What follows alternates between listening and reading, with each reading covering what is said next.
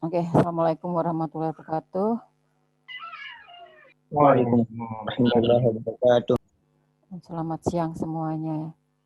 Mudah-mudahan Yang pada pagi hari ini, pada siang hari ini ya, kita senantiasa dengan kesehatan, ya. Lagi masih masa pandemi ya, dan juga pada bulan suci Idul Fitri ini saya mohon maaf lahir batin ya, apabila ada kata-kata ya selama mengikuti kuliah maupun di luar kuliah. Ya, kalau ada salah-salah, minta maaf lahir dan batin. Oke, itu minggu sebelumnya kita sudah mengenai pemodelan analisis ya. Di sana kita juga lihat mengenai struktur ya dari model analisis. Jadi di sana ada, kalau kita lihat lingkaran ya, di sana ada inti daripada struktur model analisis, ada kamus data.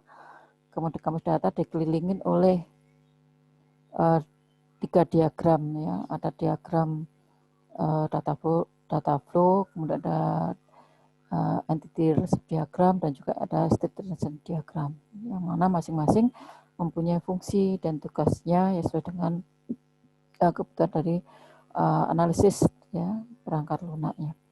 Nah, kalau untuk entity receipt diagram ya, untuk spesifikasi datanya ya kita sudah bahas minggu sebelumnya ya. Jadi kita akan kembali bahwa untuk kebutuhan data ya, kita bukan analisis terkait datanya, yaitu terkait dengan beberapa pertanyaan ya, terkait dengan informasi yang akan mengalir ya, kemudian sumber dari informasi, itu informasi apa saja ya, dari data yang ada ya akan diproses atau yang akan dikonsumsi dalam suatu sistem di sana. Nah, ya entity diagram ya Anda sudah cukup paham ya, karena di mata kuliah basis data juga sudah dijelaskan secara detail ya, untuk apa sih sebenarnya database ya dari kebutuhan perangkat lunak yang ada. Mbok Oni, Adek, internet mati ya?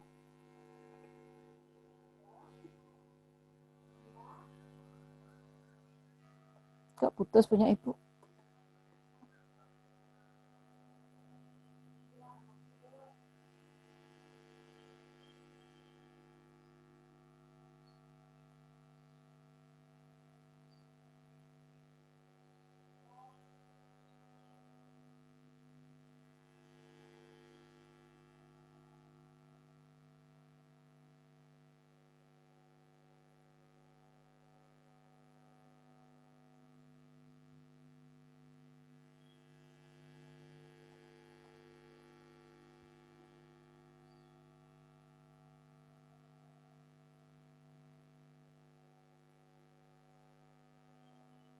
Oke, gangguan ya, mohon maaf. Wifi-nya ini internet lagi turun naik mungkin ya ini ya. Oke, mohon maaf ya. Coba saya cek. Oke, jadi minggu sebelum kita tahu untuk diagramnya yaitu entity diagram. Jadi Anda sudah begitu paham ya untuk apa sih sebenarnya model data atau entity relationship diagram ya pada perangkat lunak ya, atau kebutuhan perangkat lunak di situ. Ya. Jadi Anda harus, kalau kemarin ada 5 teknis ya, bagaimana Anda membuat entity relationship diagram yang benar ya, seperti itu. Ya, ada 5 langkah. Jadi apa kira-kira masih ingat 5 langkah? Bukan 5 langkah dari rumah ya, 5 langkah untuk membuat entity relationship diagram yang kira-kira tidak akan ketinggalan gitu ya. Pertama apa? Menentukan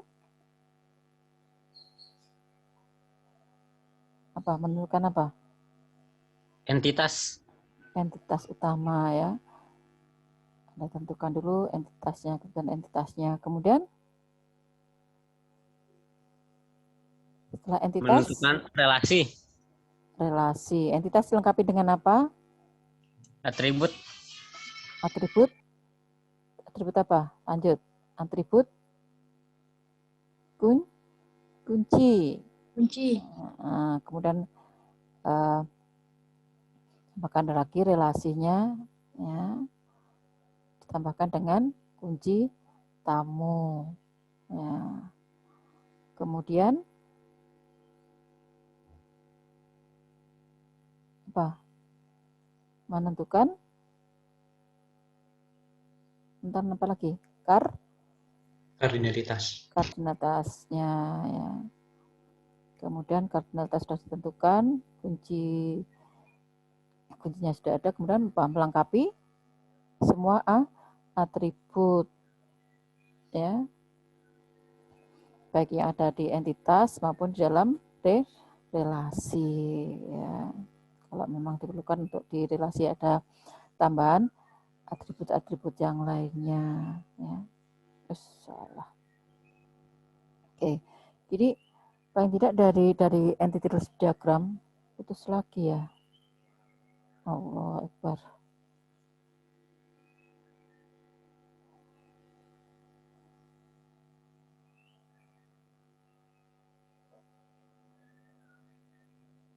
Sekarang putus lagi. Ya, jadi kita harus bisa melihat kebutuhan dari data ya apa saja. Makanya kalau di contoh ya tugas mandiri 1 itu kalau bukan mandiri 1 ya, yang kemarin ya, yang kedua mandiri 2 itu Anda mencoba untuk menganalisis di sana. Nah, kemudian masih dalam bentuk deskripsi nanti coba Anda buatkan dalam model-modelnya ya, kebutuhan datanya apa atau kebutuhan entitasnya apa saja di situ. Kemudian Anda coba gambarkan dalam bentuk entity relationship diagram. Nah, kemudian proses-prosesnya ya, nanti proses-prosesnya apa saja yang dibutuhkan ya, proses apa saja yang dibutuhkan nanti Anda pakai apa ya, Anda bisa buatkan dalam bentuk data flow diagram ya, atau mungkin kalau Anda mau objek oriented bisa Anda gunakan dengan objek oriented menggambarkan proses-proses yang ada ya. Tapi karena untuk yang orientasi objek Anda sudah dapatkan di analisa dan desain orientasi objek, yang itu kan sekarang adalah untuk yang terstruktur yaitu data flow diagram. Jadi data flow diagram di sini bisa menggambarkan ya aliran informasi dan juga transformasi yang akan diaplikasikan pada saat data bergerak ya dari input menjadi output ya. Jadi ini data bergerak dari input menjadi output ya. Ya, jadi ini data bergerak dari input ke output. Nah, gambar untuk simbolnya tidak banyak ya. Cuman nanti di data flow diagram ini sebenarnya simbolnya ada beberapa simbol ya, ada 4 simbol aja yang digunakan. Cuman kita bisa kalau ini punya Jordan ya, punya Jordan itu ada entitas eksternal.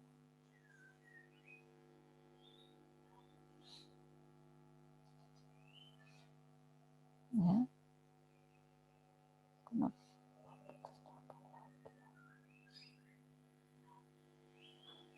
Oke, jadi ada ini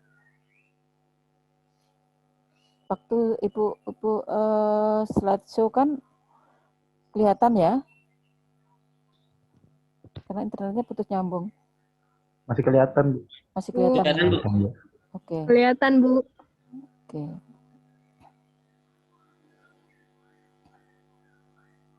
Coba saya ini kan untuk data flow diagram. Ya ini sederhana aja ya, ada beberapa simbol, ada 4 simbol ya, ada 4 simbol entitas eksternal atau terminator yang disebut ya. Ini akan menerima dan memberikan informasi ya, atau output, input outputnya, proses ya. Itu Anda tahu proses ini ya. Jadi bagaimana tempat untuk transformasi ya, data ke dan dari ya. aliran datanya atau arus data di sini ya, data yang mengalir. Kemudian ada simpanan atau simpanan data. Jadi sebenarnya simbolnya sederhana. Kalau Anda perhatikan ada simbol yang sama mungkin ya di simbol ini ya, entitas eksternal. Ya kalau di entity relationship diagram adalah entitas ya. Kalau entitas adalah nanti hubungannya dengan simpanan data ya kalau di data flow diagram. Tapi kalau di sini adalah siapa yang akan menerima dan memberikan. Ya. Jadi kalau menerima berarti menerima output, yang memberikan berarti memberikan inputnya di situ. Nah, kemudian kira-kira apa saja sih yang tidak diizinkan ya dalam membuat data flow diagram ya. Jadi misalnya dari simpanan data dan dari simpanan data sebaliknya tidak boleh atau tidak diizinkan. Kemudian dari simpanan data ke kesehatan luar itu juga tidak boleh. Ya, kemudian kesehatan luar dengan kesehatan luar tidak boleh. Yang bolehnya seperti apa? Yang boleh adalah semua melalui proses ya. Jadi harus ada input, proses juga output. Jangan sampai semua input aja tidak pernah diproses, tidak pernah ada keluaran juga tidak boleh. Atau keluar aja tidak pernah ada inputnya, tidak mungkin juga kan gitu ya. Jadi sistem itu kan selalu ada input dan juga akan menghasilkan suatu output. Nah, untuk menghasilkan suatu output berarti harus melalui proses seperti itu ya. Nah, mungkin Ibu coba ini ya. Nah, kemudian untuk yang data flow diagram ya, data flow diagram ini biasanya ada istilahnya konteks diagram atau diagram konteks itu yang fungsionalnya ya.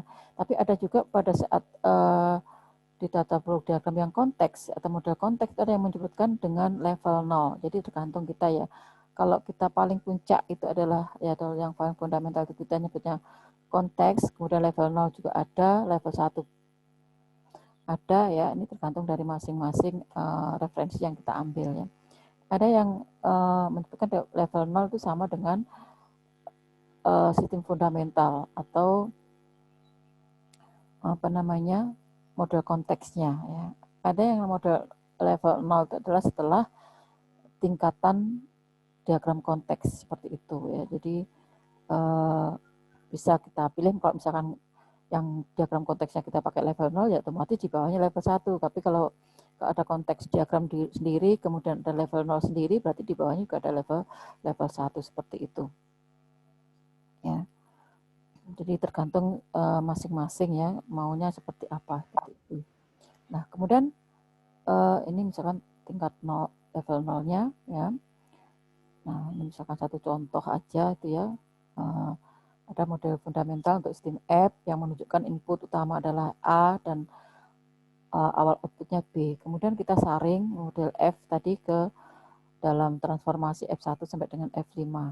Ya. Kemudian yang F4 kita saring lagi ya menjadi F41 sampai dengan F43. Nah, di sini ya pada saat F itu ada yang menyampaikan bahwa di sini ada sebagai konteks diagramnya, kemudian yang F1 2, 3, 4, 5-nya itu dinyatakan sebagai level 0, kemudian F41, 4 sampai dengan 43 ada yang menyatakan level 1.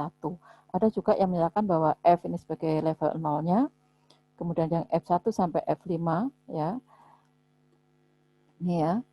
Jadi yang bagian ini ada yang menyatakan konteks diagram, ada yang menyatakan sebagai level 0 ya.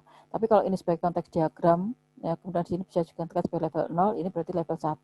Tapi kalau ini level 0 sama dengan konteks diagram, berarti di sini adalah level 1 ya. Kemudian di sini adalah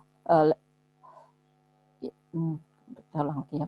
Kalau F ini sebagai konteks diagram ya, kemudian ada level 0-nya nih adalah F1, 2, 3, 4, 5 level 0, berarti di sini adalah level 1. Kita ikutin aja. Jadi paling puncak misalkan konteks diagram level 0, level 1. Ada yang konteks diagram itu sama dengan level 0, berarti di bawahnya adalah level 1, level 2, dan seterusnya seperti itu ya. Kita pemberian tergantung dari pemberian namanya saja. Seperti itu. Nah, kalau kita lihat dari gambar di sini ya, dari gambar di sini, ini ilustrasi saja gambar ini ya. Jadi ini pada saat kita membangun data flow diagram itu adalah kontinuitas harus tetap dijaga ya, continue ya. Ini kontinuitas aliran informasi harus tetap dijaga yaitu untuk input dan output ke masing-masing penyaringan atau proses yang harus tetap sama. Ini yang harus dijaga di situ. Ya. Contohnya ini di proses F, ya itu ada input A dan output B. Apa yang harus dijaga kontinuitasnya? Yaitu aliran data, aliran informasinya A dan B. Ya, arus data A dan arus data B di sini, input output. Ya. Nah, kemudian kita saring tadi ya menjadi F ini. Ya kalau kita anggap ini sebagai level 0 gitu ya. Ini berarti anggap level 1, ini level 2-nya. Ya. Misalkan F1 ya. F2, F3, F4, F5. Berarti apa? F ini akan dipecah atau dikomposisi menjadi 5 proses. Ya, ada 5 proses. Ya. Yang harus kita perhatikan apa? Ya, pada saat F ini ada input A dan output B. Nah, di sini juga harus kita perhatikan ada input A dan output B. Ya, Bu, ini apakah dia harus F1? Ya, enggak lah. Ya, jadi tergantung dari proses yang menggunakan input A tadi. Ya, misalkan input A ini ternyata di F2, ya enggak apa-apa karena yang membutuhkan input A adalah F2. Jadi ini adalah data yang mengalir. Jadi arus data ini harus kasih nama, tidak boleh garis-garis saja terus harus nama, karena itu adalah data yang mengalir di dalam yang digaris di sini. Ya, ini berarti dari Z0, ZO ini ya dia akan mengalir ya arus data A ke F1. Ya, kemudian ke F2 ada data mengalir ya X, F3 adalah Y, kemudian output ya dia W ini output dari F3 tetapi akan menjadi input bagi F4. Ya. Kemudian F4 dapat inputan dari V dan W. Ya. Kemudian F4 menghasilkan output Z yang mana akan digunakan untuk inputan F5. Dan F5 akan menghasilkan output B yang akan diberikan ke terminator atau entitas eksternal YY di sini. Nah, kemudian ya, kalau tadi ini F yang didekomposisi ini adalah yang F4. F4 didekomposisi menjadi F41, F42, dan F43. Nah, Anda harus perhatikan kontinuitasnya. Ya, di sini ada V, W yang masuk ke dalam F4 dan Z yang akan masuk ke dalam F5. Berarti apa? Berarti di sini ada input ya yang ke F41 dan nanti adalah V dan W adalah input untuk F42. Ya. Nah, kemudian di sini menghasilkan outputan V1 dan W1 untuk input ke V43. Nah, kemudian outputnya apa? Outputnya adalah Z. Nah, inilah yang perlu kita perhatikan pada saat kita membangun data flow diagram, jangan lupa nama ya, seperti itu. Oke. Coba kita ambilkan ya. Sebelum kita ke contoh, oke, kita coba ke share screen yang lainnya. Kita dulu. Oke, baca ini saya ambilkan beberapa contoh konsepnya ya dalam data flow diagram.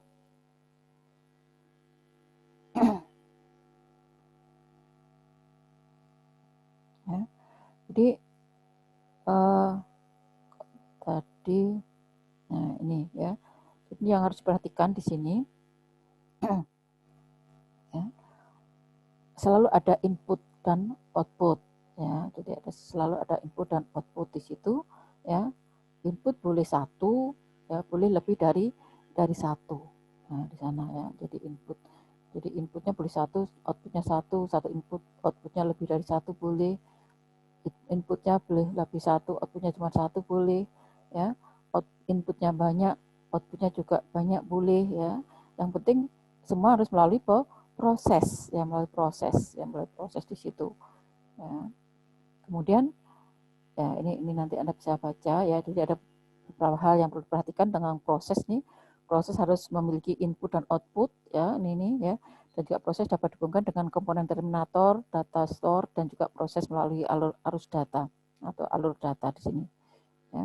Nah, kemudian sistem atau bagian departemen yang sedang dianalisis oleh profesional sistem ini harus digambarkan secara dengan komponen-komponen prosesnya di sana. Nah, ini contoh ya untuk yang salah ya. Jadi ini apa?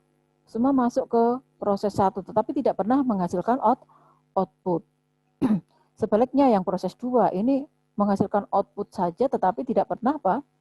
Tidak pernah ada input. Jadi harus Anda perhatikan pada saat Anda membangun data flow diagram. Selain yang disampaikan antar kesatuan luar dengan kesatuan luar juga tidak boleh, antar himpunan dengan himpunan simpanan data dengan simpanan data tidak boleh ya. Jadi semua harus melalui proses. Namun demikian juga harus Anda perhatikan bahwa ingat bahwa selalu ada input dan output ya di situ. Jangan sampai ini dari terminator masuk, dari simpan data masuk, dari proses masuk, tapi tidak pernah keluar, tidak pernah menghasilkan apa output. Ya, jadi ini harus diperhatikan di sana. Ya, jadi ini kesalahan dalam proses ya, misalnya black hole di situ. Ya, jadi hal yang aneh juga di situ ya, ajaib ya, yang 2. Nah, saya kira ini untuk pemberian nama juga kata benda jamak, misalkan mahasiswa untuk simpanan datanya ya. Kemudian untuk komponen proses ya. Ini bagaimana data mengalir, alur data dan ke ya, simpanan data ya. Anda semua harus melalui komponen proses ya. Nah, kemudian di sini ya, kita lihat sini tidak boleh antara simpanan data ke simpanan data, semua harus melalui proses seperti itu contoh. Kemudian komponen aliran datanya ya, jadi ini harus ada nama ya, diberikan namanya bisa menggunakan kata benda ya, misalkan di setiap arus data yang mengalir, misalkan di sini mahasiswa untuk pemeriksaan formulir daftar ulang atau pengisian KRS ya. Nah ini kalau ini adalah atribut, tetapi di sini bisa langsung satu identitas ya, satu paket misalkan adalah apa?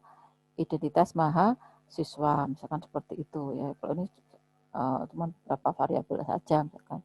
Jadi bisa juga dengan istilahnya di sini tadi identitas mahasiswa atau formulir daftar ulang. Jadi ini kan nama-nama atribut saja kan gitu. Jadi jangan sampai sebenarnya sini satu paket terus dibuat satu aliran data nama saja gitu ya. Jadi ini harus diperhatikan juga dalam pemberian nama. Bukan boleh satu variabel, boleh saja satu variabel. Biasanya kalau satu variabel itu sebagai apa? Untuk validasi saja. Misalkan masukkan satu nilai itu akan untuk melihat validasinya. Misalkan apa password, misalkan ya masukkan. Tapi password itu kan untuk login itu kan ada password sama username kan seperti itu. Tapi jangan password sendiri username, tapi adalah satu kesatuan di situ ya. Jadi tetap harus diperhatikan dalam pemberian nama arus data seperti itu ya. Nah kemudian di sini tadi yang arus data yang menyebar maupun yang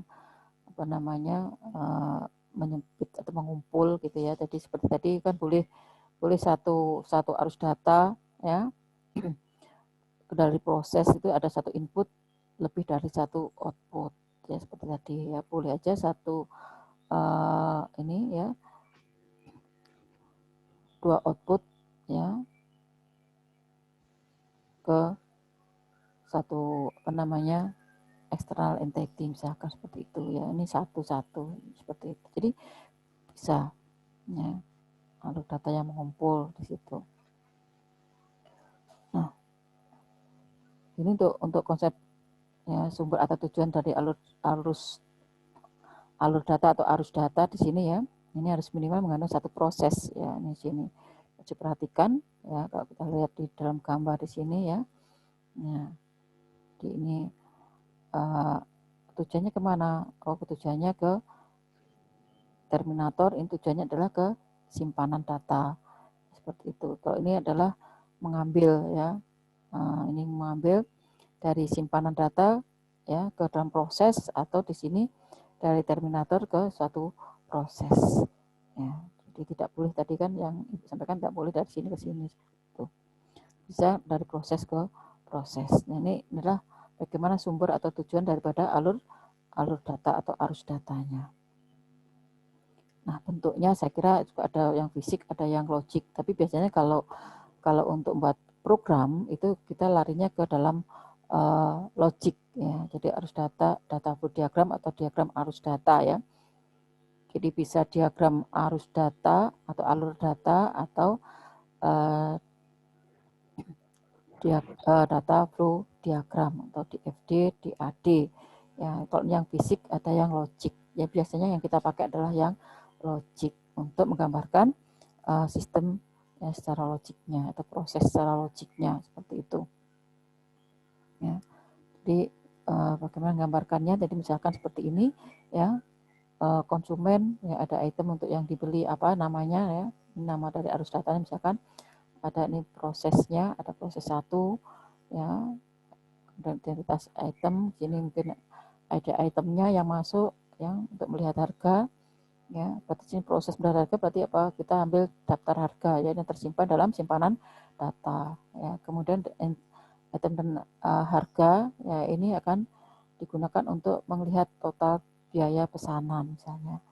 Ya, kemudian jumlah yang harus dibayar di sini karena apa? Karena ada pembayaran dari konsumen ya. Menetapkan transaksi dan untuk menerbitkan nota. Dari sini ada proses, outputnya apa? Outputnya adalah nota. Jadi di sini ada input dan outputnya. Ya, ada konsumen nanti akan, nah kenapa Bu boleh Bu ini dari sini konsumen ke sini boleh ya, seperti itu. Sebenarnya kalau menggambar seperti ini ya ini dikasih tanda kalau apa namanya dalam satu data flow diagram kemudian muncul kesatuan luar atau simpanan data ya yang sama tapi muncul bersamaan dalam satu level. Nah ini biasanya dikasih tanda apa? Misalkan tanda garis ya straight di sini atau misalkan dikasih tanda bintang ya. Jadi itu menandakan bahwa itu ada duplikat ya.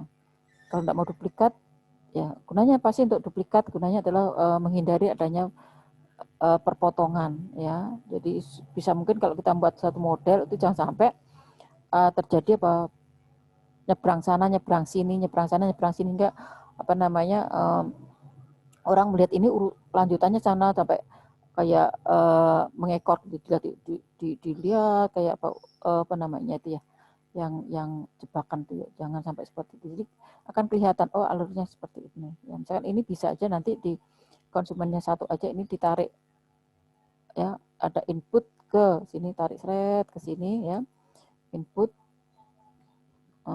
ke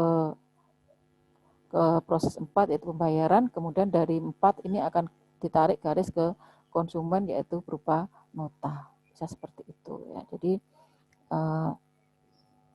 bisa kita tambahkan 1 tapi bisa juga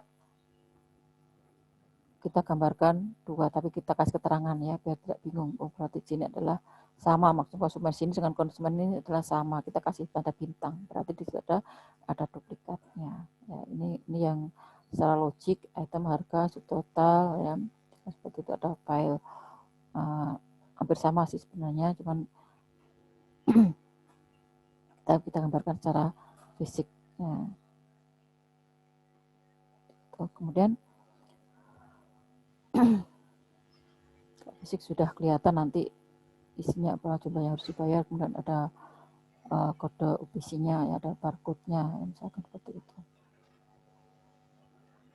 apa yang digunakan secara fisik ya jadi kalau Anda data identitasnya itu dalam misalkan pakai sidik jari ya pakai sidik jari misalkan outputnya apa seperti itu ya nah ini syaratnya ya yang data flow diagram tadi ya jadi memang dibilang susah tidak, dibilang gampang juga tidak ya. Artinya kalau Anda sudah tentukan analisis awalnya ya dengan menggunakan kemarin itu ya, Anda deskripsikan, kemudian Anda buat petanya ya, Anda buatkan mapnya, itu sudah tahu ya apa saja data yang mengalir ya, apa saja sebagai input, output, sumber inputnya dari mana, kemudian outputnya itu apa saja, output berasal dari proses yang mana, ya, kemudian dari setiap tabel atau setiap entitas itu akan digunakan oleh proses apa saja, ya, kemudian sumber data tadi ya, atau data yang mulai dari sumber data tadi ke proses yang mana. Nah ini kalau coba Anda petakan pada saat tugas di Mandiri 2, tugas Mandiri 2 itu saya kira untuk membuat data flow diagram tidak akan mengalami kesulitan di situ, ya. Kemudian Anda buatkan hierarkinya, ya, untuk prosesnya Anda buatkan hierarki, ya. Di sana kan bisa aja jadi sistem, subsistem, dan sub-subsistem, ya. Dalam data flow diagram tinggal buatin hierarkinya, kemudian masukkan ke dalam level-level yang ada di sana. Oke, jadi sini harus Anda berikan nama untuk tiap komponen data flow diagram, tadi pemberian nomor pada komponen proses, ya, tadi, kemudian penggambaran data flow diagram sesering mungkin agar enak dilihat, ya. Kemudian penghindaran ya, penggambaran data program yang rumit, makanya tadi kalau bisa dibuatin duplikat, ya. Nah, pemastian bahwa data flow diagram yang dibentuk itu adalah konsisten secara logika. Nah, ini yang harus diperhatikan di situ. Ya, tadi pemberian nama, ya, dalam pemberian nama seperti apa, ya, nama ini lebih baik menunjukkan aturan yang akan dilaksanakan oleh seseorang. Jadi isinya ya, jadi misalkan Anda menyebutkan satu orang tuh apa sih sebenarnya, gitu ya. Jadi biar enak yang dimaksud dengan orang tadi, ya. Misalkan mahasiswa, misalkan dosen, atau bagian, atau kepala bagian, seperti itu, ya.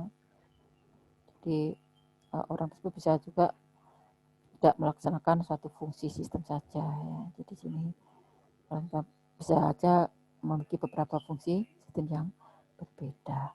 Ini yang harus perhatikan dalam pemberian nama, pemberian nomor pada komponen prosesnya, ya, nama-nama seperti itu.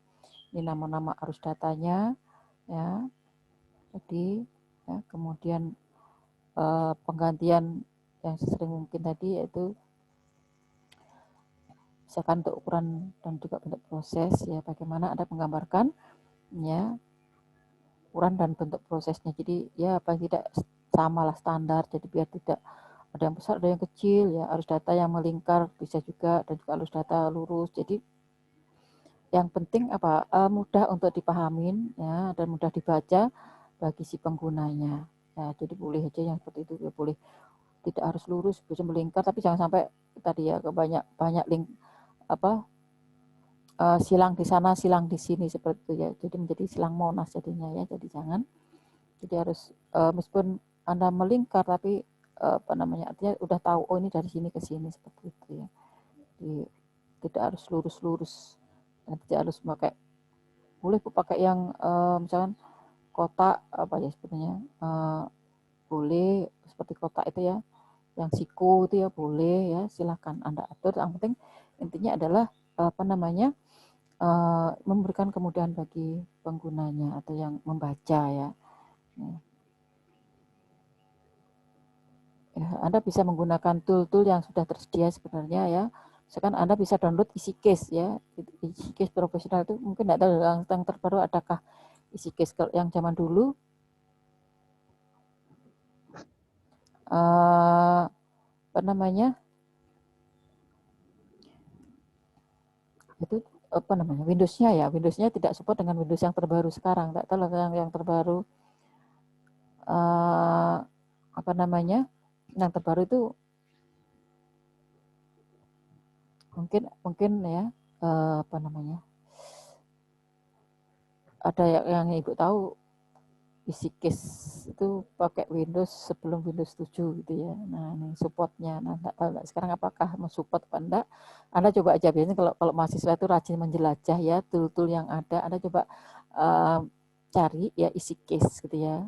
EasyCase yang mungkin EasyCase yang profesional 42 tuh, ya.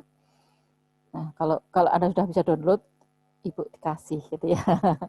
Ibu kasih gitu, ya, nanti. Nah, itu mudah. Jadi di sana ada punyanya Jordan, ada punyanya apa untuk data flow diagram, ya, ada apa namanya, ini, ya, kalau di awal nih dari simbol-simbol itu, ya, Anda bisa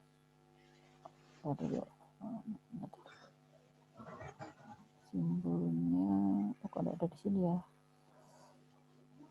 Ini, nah simbol punyanya Gen ya, dan juga punya Yordan, bisa pilih. Ada SAADT juga di sana ya. Benar, ada digunakan untuk apa namanya entity diagram juga ya, tapi tergantung dari menurut siapa, menurut Yordan, menurut Gen juga beda-beda ya untuk membuat data entity diagramnya.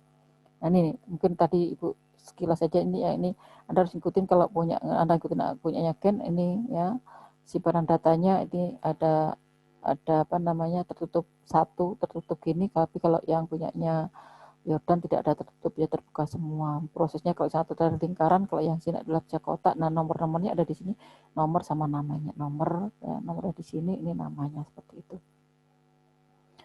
Oke ya, ini tadi ya, Anda bisa cari referensi-referensi yang lain untuk data flow diagram itu banyak ya, sebenarnya mudah ya.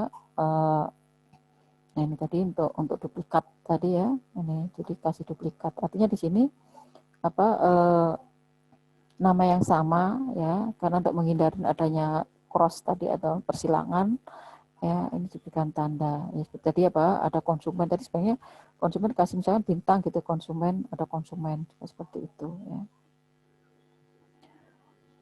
Nah, jadi pemakaian simbol duplikat pada komponen terminator, satu duplikat yang digunakan ya, bisa juga dua duplikat yang digunakan, tergantung duplikatnya ada berapa. Biasanya kalau yang kompleks itu banyak menggunakan duplikat untuk menghindari adanya persimpangan atau apa namanya cross ya di antara arus data yang ada.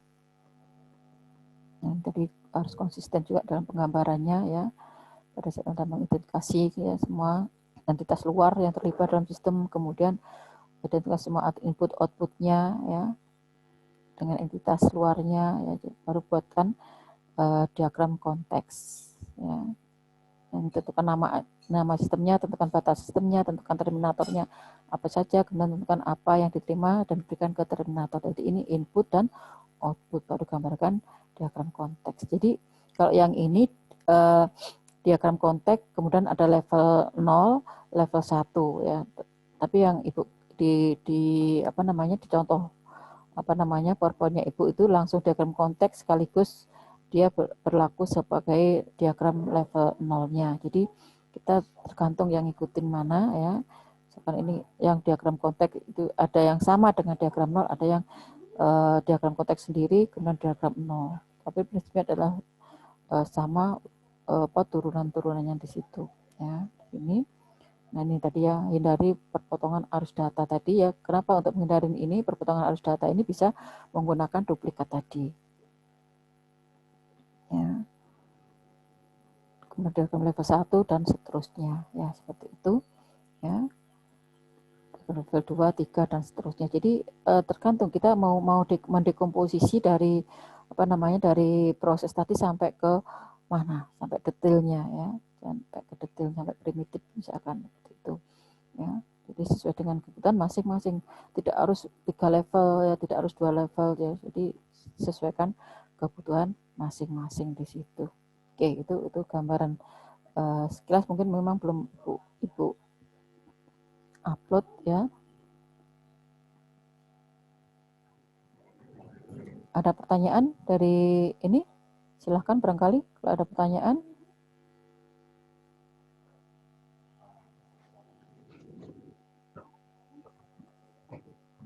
Oke. Kalau tidak ada pertanyaan, Ibu coba ke contoh ya, data flow diagram penggunaannya. Ya.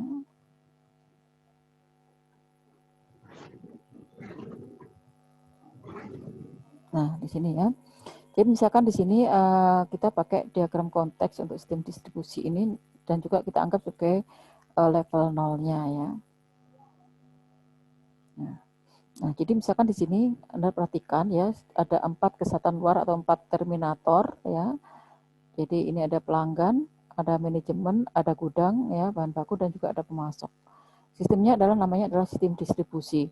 Nah, dalam sistem di sini Anda perhatikan bahwa pelanggan ini dia akan memberikan inputan ya atau informasi. Ini adalah pembayaran oleh pelanggan tentunya setelah dia mendapatkan faktur dari sistem atau dikirimkan fakturnya ya di situ. Kemudian ada pesanan penjualan dulu. Jadi dia melakukan pesanan penjualan ya dalam sistem, nanti sistem rencana saya akan ada pesanannya, ada yang tidak ada di situ, ada nota penolakan penjualan di situ ya, pesanan penjualan. Nah, kemudian pesanan yang ada ya tadi akan diberikan faktur ya, akan diberikan faktur ke pelanggan. Nah, ini jadi sini ada 2 input dan 2 output dari sistem distribusi. Nah, kemudian di pemasok ya, di pemasok di sini ada 2 input dan juga 2 output ya. Apa inputnya ya? Jadi pemasok ini berarti satu tukun akan membeli suatu produk ya untuk pengisian gudang misalkan seperti itu. Nah, berarti sini apa? Pesanan pembelian. Nah, ya, pesanan pembelian ya, itu mengirimkan pesanan pembelian apa saja. Kemudian dan juga nanti dari pemasoknya akan mengirimkan faktur ya, akan mengirimkan faktur pemasok, jadi faktur pembelian barangnya, kemudian juga akan mengirimkan barang-barang yang sudah dipesan. Nah, ini cuma membedakan aja biar enak ya. Nanti jangan sampai mirip namanya ya, seperti itu. Hindarin nama yang sama. Kalau nama sama itu berarti datanya sama yang mengalir ya. Itu harus Anda perhatikan di situ. Ya, kemudian di sini dari sistem nanti akan menghasilkan suatu output yaitu pembayaran pemasok. Nah, kemudian dari sistem juga akan ke bagian gudang yaitu ada persediaan ya. Jadi ini berupa output persediaan ya. Ini. Jadi misal barangnya sudah dibeli tadi apa saja nanti akan diberikan ke bagian gudang apa saja yang persediaan yang akan ditambahkan ke gudang. Nah, kemudian ke manajemen, tentunya di sini manajemen di sini ada laporan rugi laba terkait dengan keuangannya ya, ada laporan neraca dan juga ada laporan anggaran, ini diberikan kepada pihak manajemen. Nah, ini. Nah, kemudian dari sistem distribusi tadi kita dekomposisikan ya atau kita saring ke 1, 2 dan 3. Jadi ada 3 proses ya. Ini Ibu pakai yang konteks diagramnya sebagai level 0. Tapi misalkan konteks diagramnya itu pakai sendiri konteks diagram, ya ini bisa diganti dengan level 0. Ya, tetapi kalau di sana dianggap sama dengan level 0, berarti di sini ada level 1 ya, seperti itu. Tapi prinsipnya sama. Jadi setelah di sana menurunkannya prosesnya ada menjadi 1, 2, 3 seperti ini dan seterusnya. Nah, kita harus jaga kontinuitasnya dalam arus data atau aliran informasinya atau alur datanya di situ ya. Jadi dari pelanggan tadi ya, pelanggan ada 2 input, 2 output ya. Kebetulan di sini di pelanggan itu ada masuk ke dalam proses 1 yaitu mengisi pesanan. Nah, di sini ya tadi harus tetap berarti apa? Tadi ada faktur ya menjadi outputnya ke pelanggan dan juga ada pembayaran nota penolakan pesanan penjualan ya yang menjadi output bagi pelanggan ya dari sistem. Kemudian ada pesanan penjualan masuk ke dalam sistem ya, di sini adalah masuk ke dalam proses mengisi pesanan ya. Kemudian pelanggan yang membayar ya itu juga masuk ke dalam mengisi pesanan. Nah, kemudian dari mengisi pesanan ada data pembelian masuk ke dalam proses pesanan kembali persediaan ya, dari sini nanti akan mengalir ke dalam mengisi ya, ada alur data yang mengalir itu barang yang diterima di sini ya. Ini kenapa di sini karena ada proses ke pemasok ya. Dari pemasok juga demikian ada 2 input dan 2 output ya. Jadi inputnya harus tetap jadi pesanan pembelian ya ke pemasok, kemudian ada faktur ya dari pemasok pesan pembelian, kemudian ada pembayaran yang dikeluarkan dari sistem ya ke pemasok, kemudian ada pengiriman ya barang-barang apa saja yang sudah dikirim ke sistem ya. Jadi barangnya yang dikirim, tapi kan ada dokumen ya, dokumen pengirimannya di sini ya. Jadi bukan barang yang dikirimnya itu barangnya, tapi adalah dokumennya, karena akan masuk ke program kan bukan ya dokumen-dokumen apa saja yang akan diproses di sini ya. Kemudian dengan gudang ya, gudang bahan bakunya di sini yaitu ada output dari pesanan kembali persediaan yaitu adalah persediaan ya. Kemudian dari proses 2 ada data buku besar hutang, dari proses 1 yaitu data buku besar persediaan ya. Kemudian dari proses 1 itu data buku besar piutang, yaitu untuk memelihara buku besar. Nah, ke manajemen tetap yaitu laporan anggaran, neraca, juga laporan rugi laba. Nah, kemudian dari ketika proses ini ya kita bisa dikomposisikan lagi ke level lebih rendah lagi, yaitu ke lebih detail lagi, yaitu ke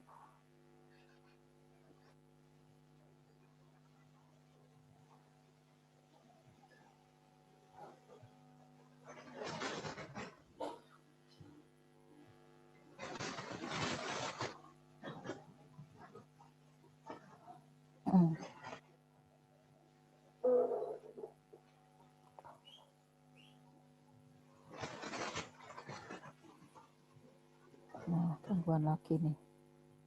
Ke level 2 proses 1. Halo, masih ini? Kelihatan? Terputus? Masih Bu, masih. Masih ya. Iya. Oke.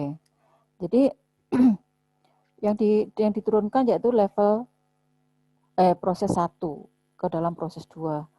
Ya, jadi ini level 2 karena yang tadi dipakai untuk level 1. Jadi konteks diagramnya dianggap apa? Dianggap sama dengan level 0, tapi berbeda ya ini sebagai level 1 proses 1. Misalnya seperti itu ya. Tergantung kita memberi namanya, harus konsisten aja juga dalam pemberian nama. Nah, ini proses 1 yang kita dekomposisi ya. Jadi ini dikomposisikan proses 1 ya, proses 1 menjadi 11, 12, 13 dan 14. Nah, sini ada lingkaran kecil-kecil. Ya, ini lingkaran kecil-kecil ini digunakan untuk menggambarkan dari proses yang ada sebelumnya, yaitu ada proses 2, proses 3 biar kita paham bahwa ini kemana sih gitu ya. Jadi ini adalah ke proses 2, ya ini menjadi inputan proses 2, ini menjadi output dari proses 2, kemudian ini akan menjadi input bagi proses 3 seperti itu. Nah, pelanggan jadi tetap tadi proses 1 hubungannya dengan terminator pelanggan saja. Jadi tidak ikut yang lainnya, tidak bagian gudang tidak ikut, bagian manajemen tidak ikut, bagian pemasok tidak ikut. Jadi ini harus kita perhatikan apa?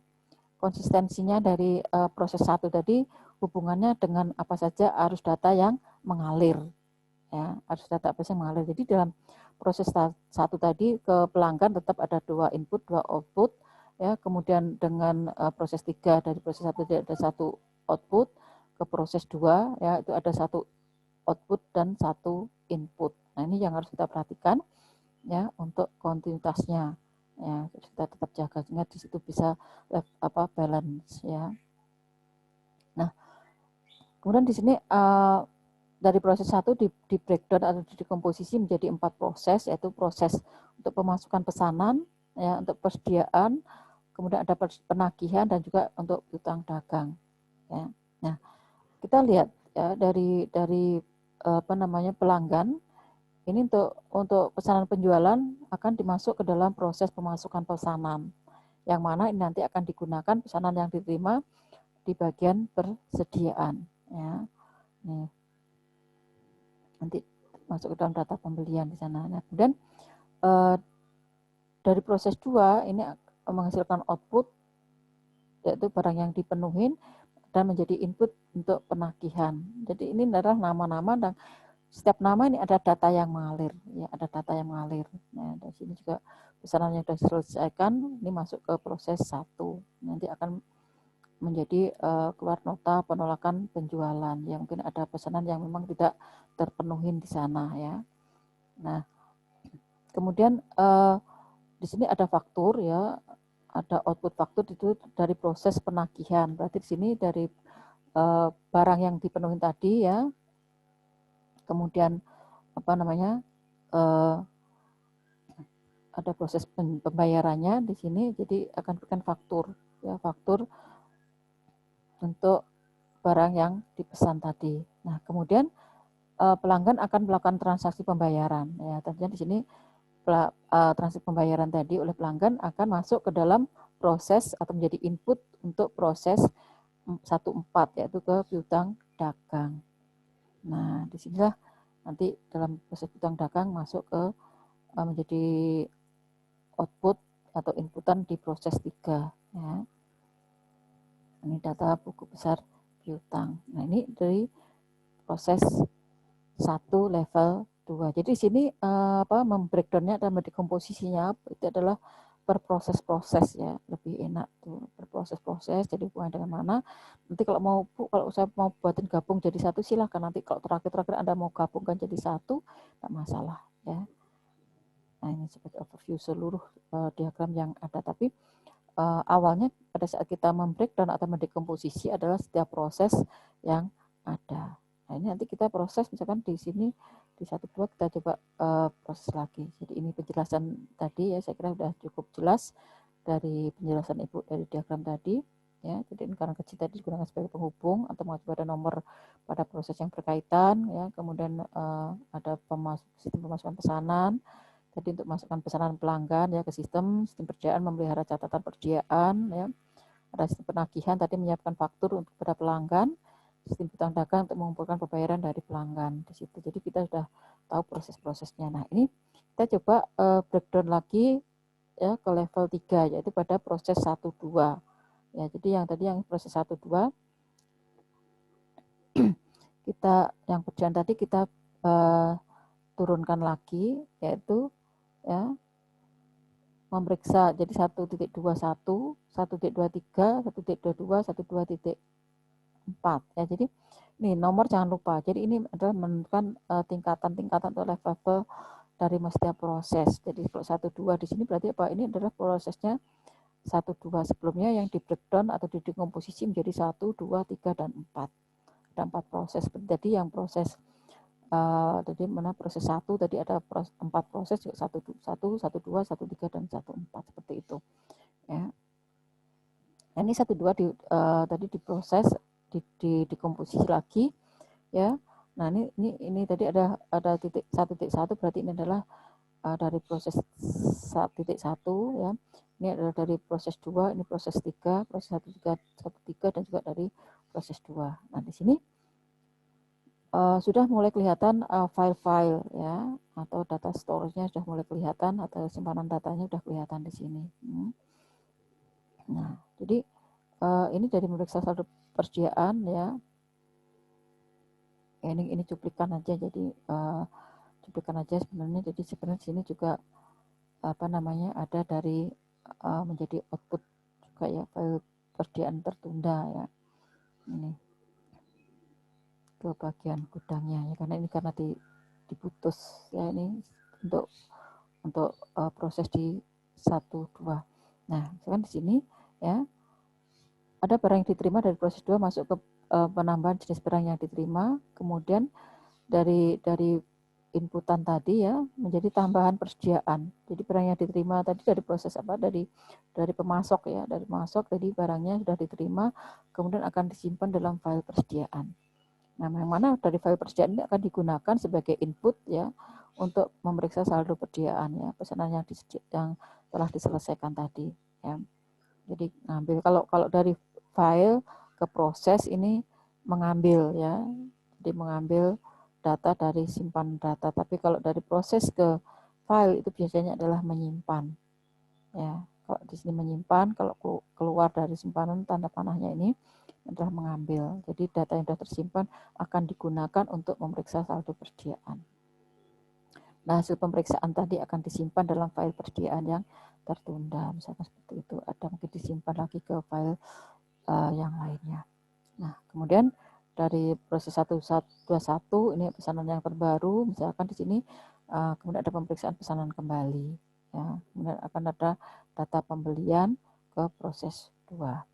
Nah, kemudian dari pemeriksaan pesanan kembali tadi ya, ada catatan barang yang terbaru akan disimpan dalam file persediaan.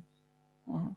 Kemudian dari file persediaan juga akan digunakan untuk mencatat persediaan sebagai catatan diproses di dalam menyediakan buku besar yang mana nanti akan digunakan untuk proses 3 yaitu data buku besar persediaan. Artinya di sini setiap nama-nama ya, setiap arus data harus berikan nama, jangan lupa ya. Ya, kemudian setiap proses harus beri nomor dan juga nama ya. Nah, nama-nama tentunya akan mewakili setiap misalnya setiap proses maupun setiap arus data maupun setiap simpanan data maupun setiap terminator. Jadi harus diperhatikan dalam pemberian nama. Tidak ada yang tidak ada nama ya.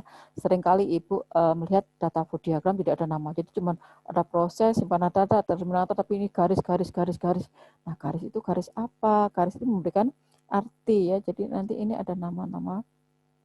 Nah, kalau mau lengkap lagi ini akan dibuatkan ke dalam kamus data.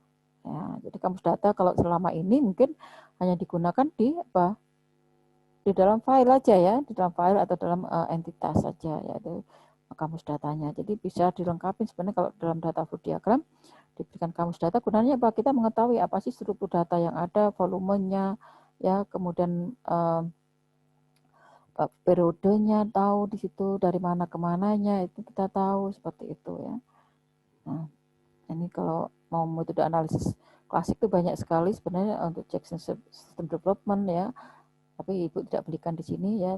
Silahkan Anda kalau ingin tertarik dengan metode analisis yang lainnya, silahkan Anda cari referensinya di situ.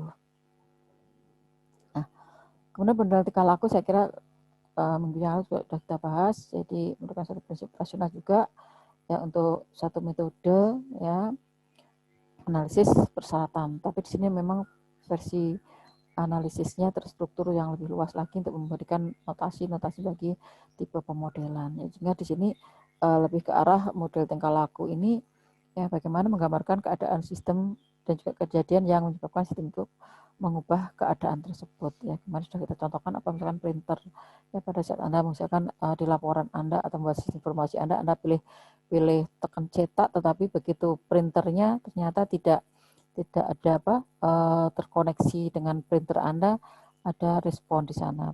Begitu Anda tekan printer ya, pilih cetak, ada aktivitas yang lain dari luar menyatakan bahwa printer tidak siap. Tapi misalkan kalau printernya siap, ya berarti di situ ya ada informasi dan juga akan aksinya di situ adalah kejadian yang berubah ya, itu akan mengalihkan ya data yang di sistem Anda ke dalam cetakan kertas atau ke dalam printer di situ ya.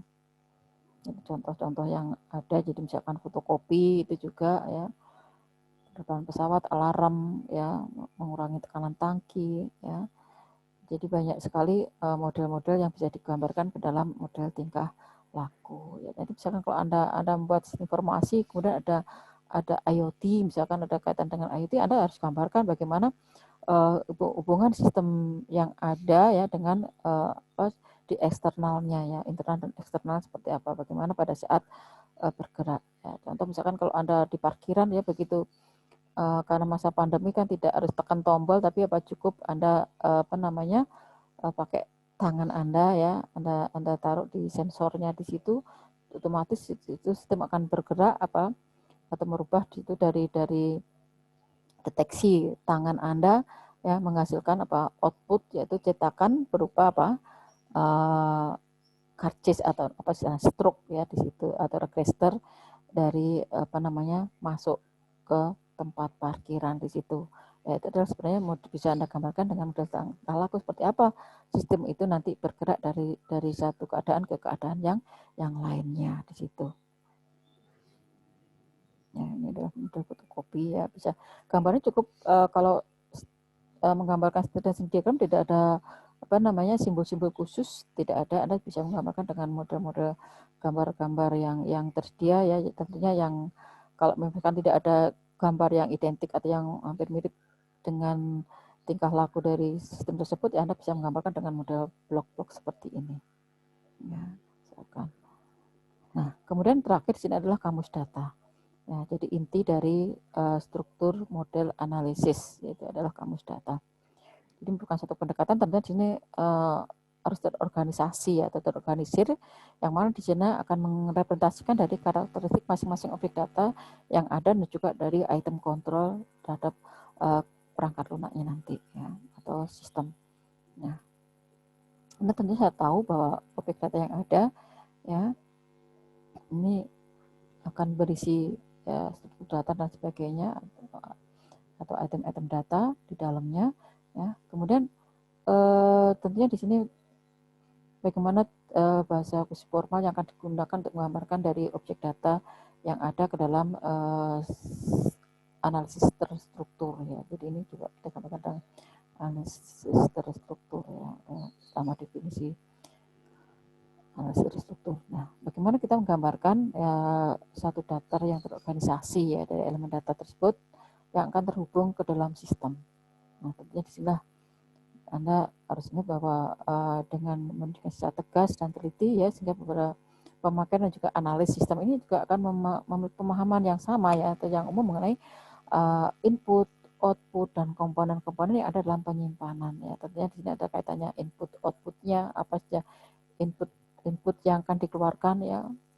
Seperti tadi ada satu identitas. Ada apa di dalamnya? Setiap nama itu mempunyai data atau item data yang mengalir di situ ya, sebagai input maupun sebagai output ya, dan juga bisa digunakan sebagai komponen penyimpanan data di situ. Nah, untuk membuat kamus data ya, untuk membuat kamus data tentunya kita usahakan lengkap gitu ya.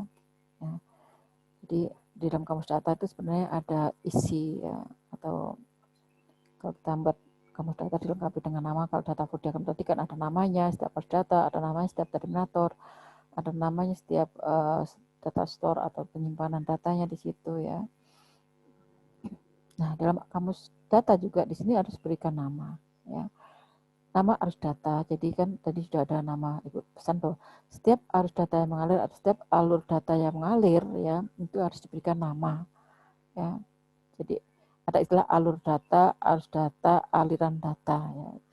Sama aja sebenarnya. Jadi nama sebenarnya terdiri dari item data atau item control, penyimpan data atau entitas eksternal. Jadi misalkan namanya disesuaikan dengan kebutuhan masing-masing.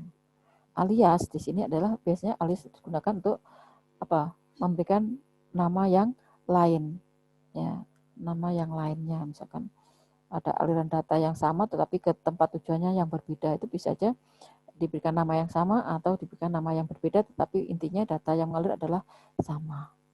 Nah, kemudian bentuk data, ya bentuk data itu bisa berupa apa namanya data dokumen dasar ya, dokumen, atau bisa juga berupa print out ya ke printer, bisa juga misalkan apa namanya ditampilkan di layar monitor, atau bisa berupa variabel saja, parameter dan sebagainya. Ini tergantung dari masing-masing apa sih bentuk data dari bentuk dari arus data yang mengalir ya, seperti itu. Nah, kemudian arus data ya, ini menunjukkan data itu mengalir dari mana ke mana ya. Jadi harus menunjukkan dari mana data itu mengalir ya, kemana dan atau menuju mana tadi ya. Yang mana tadi diberikan apa tanda panah ya. Makanya kalau entity relationship diagram itu tidak menggunakan tanda panah, tetapi data flow diagram atau diagram arus data wajib menggunakan tanda panah ya di situ. Nah, kemudian setiap arus data bisa diberikan apa penjelasan atau keterangan ya. Siapa tahu namanya kurang jelas, misalkan seperti itu, kita berikan keterangan ya pada arus data di situ. Nah, kemudian periode ya, jadi menunjukkan kapan terjadinya arus data tadi ya. Misalkan kalau di SIA ya, di SIA setiap semester atau setiap awal semester itu mahasiswa selalu menginputkan apa KRS ya, atau rencana studinya ya. Jadi ada input data KRS. Nah, periodenya kapan? Berarti di situ misalkan setiap semester atau setiap 6 bulan sekali atau setiap 4 bulan sekali misalkan ya, atau setiap awal semester misalkan ya. Nanti dari input data tadi harus digunakan ke dalam sistem ya. Jadi kapan proses program tadi harus dilakukan dan kapan laporan-laporan itu harus dihasilkan. Jadi periodenya di situ. Jadi kalau misalkan KRS ya, jadi ada inputannya, Anda menginputkan KRS Anda, rencana studi Anda, kemudian diproses di situ ke dalam proses KRS ya.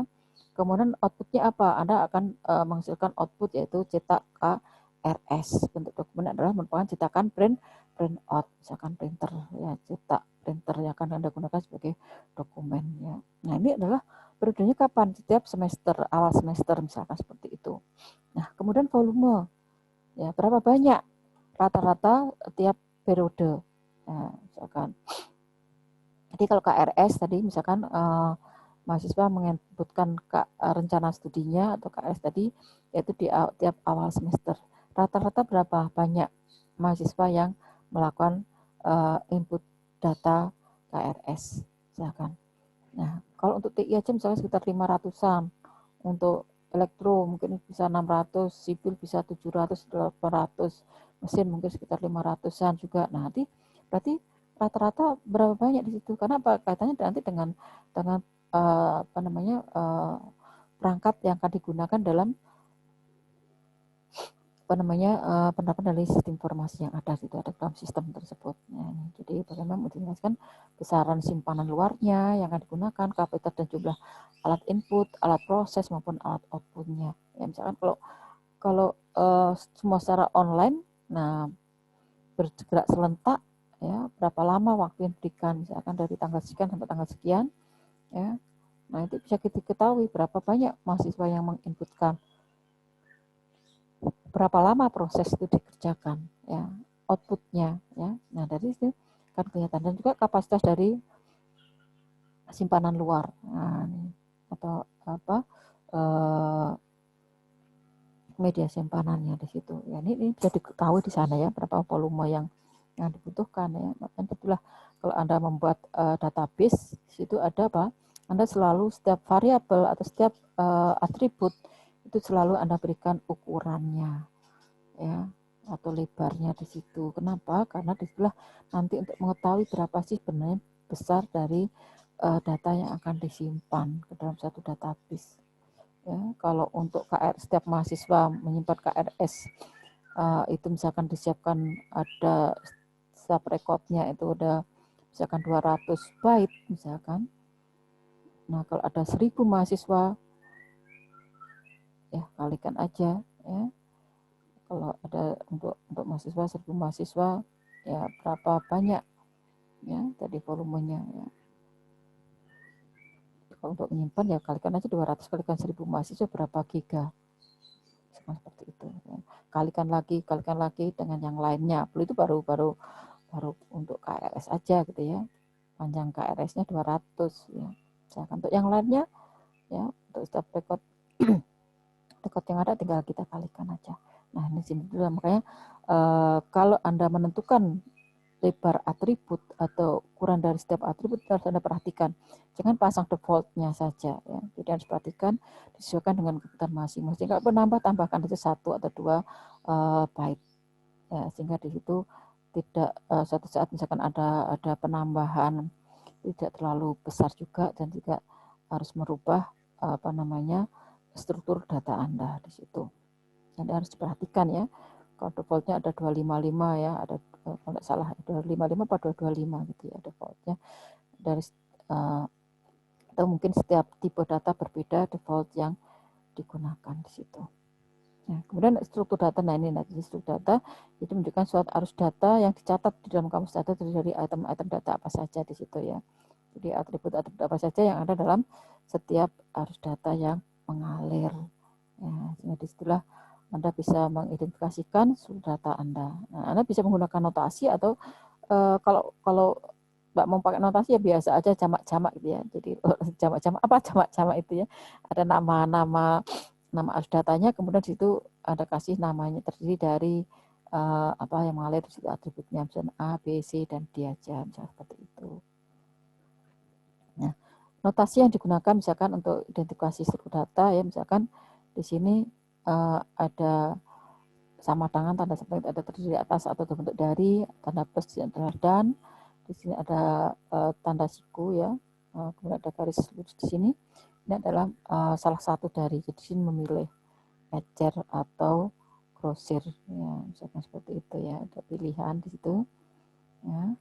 Kemudian di sini untuk iterasi 1 sampai dengan n sampai m, 1 sampai 10, 1 sampai 0. Kemudian ini adalah opsional, jadi boleh ada boleh tidak. Jadi misalkan nomor telepon ya, nomor telepon sekarang adalah sifatnya opsional karena tidak semua punya nomor telepon, tapi yang ada adalah nomor handphone misalkan seperti itu. Kemudian bisa juga diberikan keterangan tanda bintang untuk menjadikan suatu keterangan ya atau komentar di situ. Nah, ini contohnya Jadi misalkan ada 1.4, proses 1.4 adalah proses untuk membuat faktur penjualan. Yang mana dia ada ke bagian gudang dan juga ada bagian pengiriman misalkan terminatornya. Nah, ada arus data tembusan permintaan persediaan, ada aliran data faktur dan tembusan kredit. Nah, di sini kamus datanya seperti apa? Jadi kita tulis seperti ini, ya. Nama arus datanya adalah tembusan permintaan persediaan. Berarti ini adalah awalnya namanya adalah tembusan permintaan persediaan. Kemudian diberikan nama alias. Berarti nama lain dari tembusan permintaan persediaan adalah faktur dan juga tembusan kredit. Ini diberikan ke bagian pengiriman. Ya. Jadi nanti data yang diberikan ya atau informasi yang diberikan adalah faktur dan juga tembusan kredit di sini. Nah, bentuk dokumennya adalah cetak printer. Ya, berarti di sini adalah dokumen cetak. Ya, dokumen adalah cetak di sini nanti. Jadi dari membuat faktur penjualan print out ya, misalkan dalam sistem cetak nanti akan dari hasil cetakan tadi diberikan ke bagian gudang, dan di sini dari hasil cetakan tadi akan diberikan ke bagian pengiriman seperti itu. Nah, kemudian arus datanya dari mana ke mana? Jadi dari 1.4 ke bagian gudang dan juga dari proses 1.4 ke bagian pengiriman. Jadi sudah kelihatan, ini mau dikasihkan namanya ditambahkan lagi juga tidak apa-apa. Misalkan karena ada 2 biar tidak bingung, misalkan proses 1.4 tembusan permintaan persediaan ke bagian gudang misalkan. Nah, kemudian penjelasannya adalah tembusan dari faktur penjualan untuk meminta barang dari gudang, misalnya seperti itu. Nah, kemudian periode setiap kali terjadi penjualan. Jadi setiap kali penjualan dibuatkan cetakan tadi ya, cetakan tembusan permintaan tadi. Dan juga dibuatkan faktur dan juga tembusan kredit seperti itu. Nah, kemudian berapa volumenya? Jadi rata-rata per hari itu transaksi terjadi yaitu 100 sampai 150. Jadi kita ambil puncaknya ya. Dari 100 hingga 150 itu terjadi setiap hari terjadi transaksi. Jadi sini transaksinya adalah setiap hari atau setiap kali terjadi transaksi di situ. Ya. Nah, bagaimana struktur datanya? Jadi sebenarnya tembusan permintaan persediaan maupun faktur tadi, struktur data yang tersedia adalah berupa kode langganan, nama langganan, tanggal penjualan, nota penjualan, nomor faktur, yaitu ada kode langganan, nama barang, unit jualnya, harga satuannya, kemudian ada total harga, ya, ada potongan penjualan, pajak penjualan, total yang dibayar dan juga jenis penjualan. Ini dikasihkan 1 sampai 10. Jadi sini satu faktur ada misalkan ada 10 misalkan seperti itu. Ya. Bu, boleh ya enggak dikasih gini enggak apa-apa. Jadi artinya di sini apa saja sih item data yang ada dalam objek data tersebut. Ya, jadi kita sebutkan aja. Mungkin Anda bisa terdiri dari kode langganan, koma, ini dan seterusnya seperti itu bisa ya. Tidak harus seperti ini. Atau bisa dengan notasi tadi, misalkan langganan yang terdiri dari misalkan kode langganan, nama langganan, misalkan nama langganan itu apa? Ada nama kecil, terus nama keluarga. Kemudian alamatnya terdiri apa? Alamat itu hanya terdiri dari jalan, kota, dan kode pos saja. Ya, kecamatan dibuatin sendiri kecamatan, atribut sendiri. Ya, misalkan. Tapi kalau sini ini langsung, jadi alamatnya langsung ya jalan, ya kota, ya kode posnya misalkan sekaligus. Nah, ini telepon adalah sifatnya opsional. Ya, jadi boleh ada, boleh tidak ya diisi. Kemudian pengecer atau grosir di sini adalah bisa ada 2 pilihan ya, di atribut ini bisa selaku pengecer maupun selaku grosir ya, misalkan. Kemudian batasan kredit ini adalah jumlah kredit maksimum yang harus diizinkan, kemudian ada jumlah kredit. Jadi boleh, silakan Anda mau menggunakan notasi atau yang biasa-biasa saja ya, boleh ya, seperti itu dari struktur data Anda. Yang penting apa? Artinya di situ setiap alir data yang mengalir itu ada item datanya apa saja yang digunakan, yang akan baik itu yang akan disimpan dalam simpanan data maupun yang akan mengalir ke proses maupun dari proses yang akan mengalir atau menjadi output seperti itu. Oke, ada pertanyaan barangkali dari materi kali ini, silahkan. Izin bertanya, Bu. Mengenai kamus data, apakah setiap yang kita buatkan kamus data ini setiap proses yang ada di dalam sistem kita atau per prosesnya atau bisa secara keseluruhan Bu dibuatkan kamus datanya? Kamus Terima kasih. data, ya oke. Kamus data Anda bisa taruh di setiap, kalau Anda menggunakan data flow diagram ya, Anda menggunakan data flow diagram itu adalah Anda bisa taruh di simpanan data maupun di setiap arus data yang mengalir di situ. Ya. Tapi sebenarnya kalau simpanan data kan sudah ada dalam entity diagram ya. Tapi artinya di situ kalau Anda buatkan setiap arus data yang mengalir ya, jadi di sini setiap arus data yang mengalir ini Anda buatin kamus datanya. Ya. Dapatin kamus datanya semua ya, sehingga di sini nanti kalau terjadi satu proses misalkan di sini ya Anda sudah tahu apa saja yang mengalir, nama-namanya atau atribut apa saja yang akan digunakan. Misalkan faktur, misalkan nanti ada atributnya adalah nomor fakturnya ya, misalkan nama pelanggannya, misalkan di situ nomor nama barangnya ya, tanggal pembeliannya misalkan, dan seterusnya misalkan seperti itu. Jadi ada apa saja struktur data yang ada di situ ya, kemudian berapa lama atau tadi volumenya, periodenya ya, kemudian ada ndak aliasnya ya, seperti itu. Jadi bisa setiap arus data yang mengalir atau di simpanan data boleh ya, seperti itu ya, dapat kamus data. Tapi biasanya kamus di simpanan data itu sudah ada di entity relationship diagram. Artinya di sini nanti kalau Anda membuat arus data di sini ya, nanti data-data itu tentunya semua akan tersimpan di mana? Data yang mengalir di sini akan tersimpan di database atau di dalam setiap entitasnya. Jadi ya dari file-file yang ada, kemudian kumpulan dari file yang terorganisir satu dengan yang lain atau terintegrasi satu sama yang lain tadi yang membentuk satu database ya, akan tersimpan di sana semua datanya ya, harus tersimpan di dalam database semuanya ya, data yang mengalir tadi, yang input. Nah yang output, tentunya yang output juga data yang dikeluarkan ya atau yang dihasilkan dari proses juga semua ada di dalam database. Jangan sampai ada output tetapi tidak ada tersimpan, kan tidak mungkin kan seperti itu ya, tetap ada tersimpan dalam database. Makanya itulah kamus data tadi menjadi inti ya, menjadi inti ya dalam suatu model analisis ya, menjadi intinya. Kenapa tadi dikelilingin oleh 3 diagram, itu data flow diagram, entity relationship diagram, dan juga state transition diagram, seperti itu. Ada yang mau tanya atau kurang jelas barangkali? Jadi terkait dengan perangkat lunak yang Anda buat ya, jadi semuanya. Ya, kalau sudah namanya sudah ada, sudah buatkan ya sudah cukup satu gitu ya. Misalkan di sini ya, oh ini ada pembayaran oleh pelanggan, di level sini pembayaran oleh pelanggan, ya udah cukup satu gitu ya.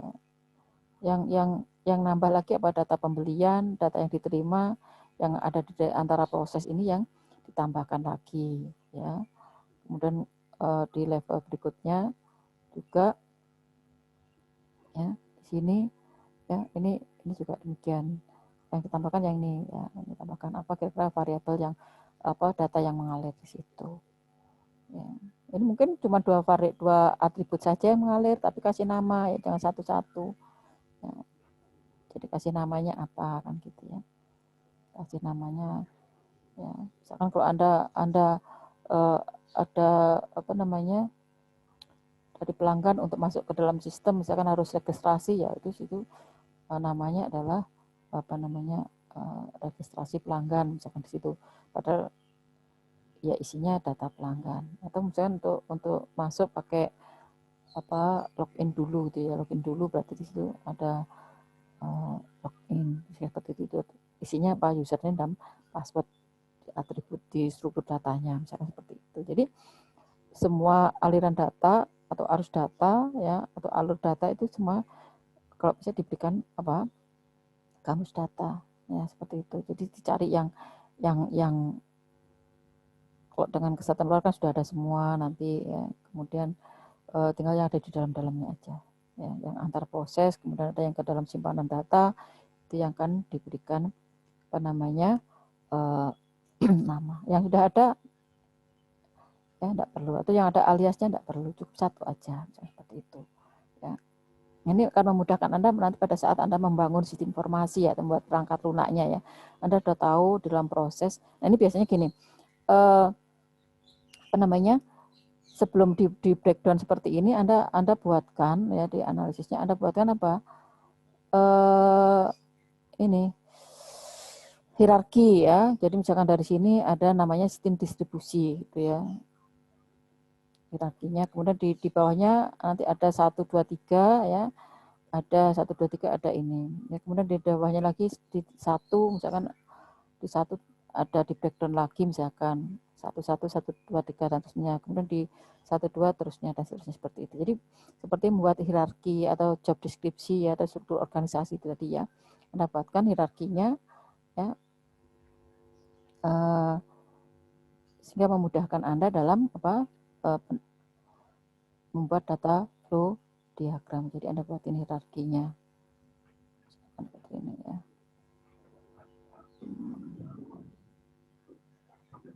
Jadi Anda buatkan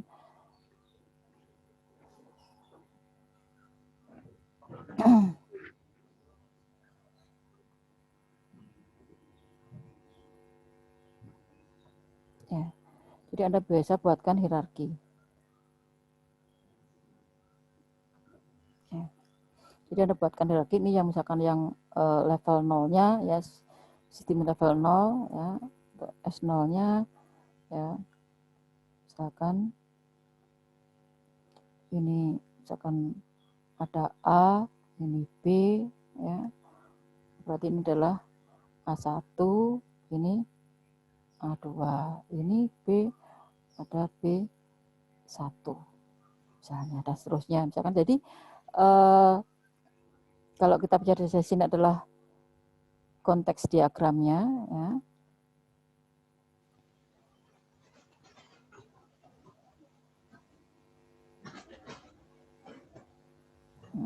Ada yang gampang ya. Ya. Jadi kalau ini ya, ini bisa Anda anggap sebagai level 0 atau sebagai konteks diagram ya. Jadi misalkan seperti itu. Ini sama kan gitu. Tapi kalau ini dianggap sebagai konteks diagram saja berarti di sini apa? Jadi yang ini ya, deretan ini ya, ini menjadi diagram apa level 1 konteks ini menjadi 0 ya, tapi kalau ini 0 kalau ini misalkan tidak pakai 0 ya. Seperti itu. Tapi kalau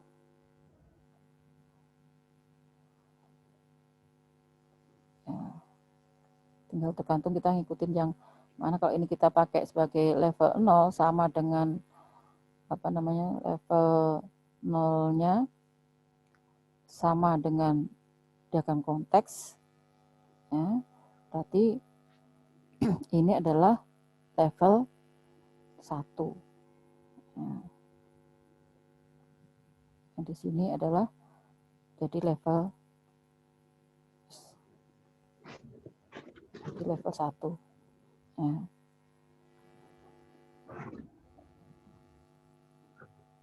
Ya, jadi Anda tinggal ikut aja mana level 1. Yang di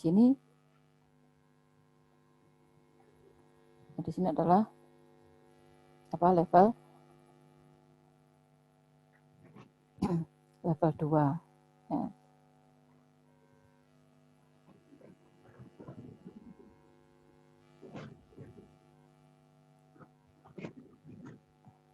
Oke, nanti kalau jadi tinggal ngikutin aja turun. Kalau misalnya di sini level 0 ya level 1-nya di sini ya yang ini akan menjadi level 1. Nah, seperti itu aja dah ya. Jadi Anda tinggal ngikutin Anda ya. Tergantung dari referensi masing-masing. Anda bisa pakai model seperti itu.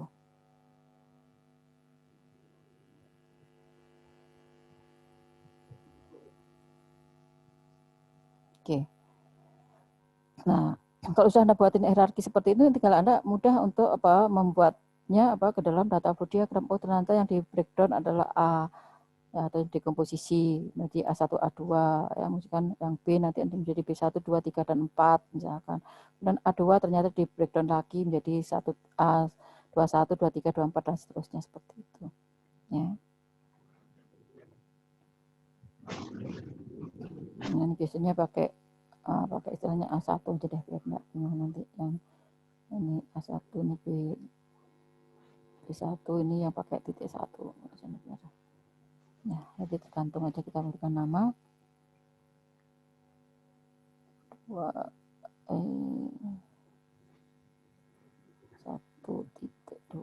Nah, ini B1.1 ya. Jadi seperti ini Anda buatkan hierarkinya. Makanya kemarin kalau Anda mappingkan yang tugas 1 itu bisa Anda mudah untuk membuat data flow diagramnya. Ya, data yang mengalir apa saja tinggal antara proses yang ada di dalam. Oke. Ada lagi yang mau ditanyakan? Silakan barangkali.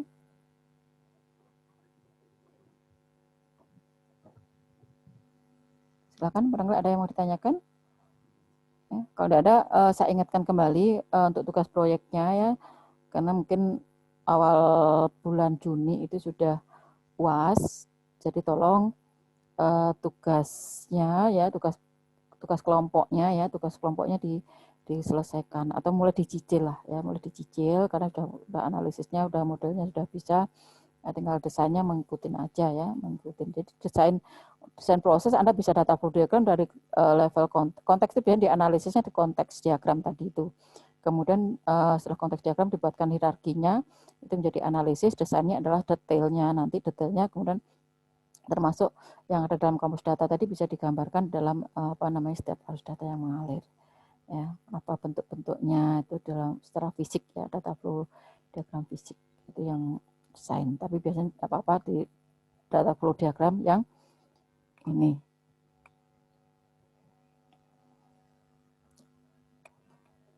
Oke, ada pertanyaan barangkali?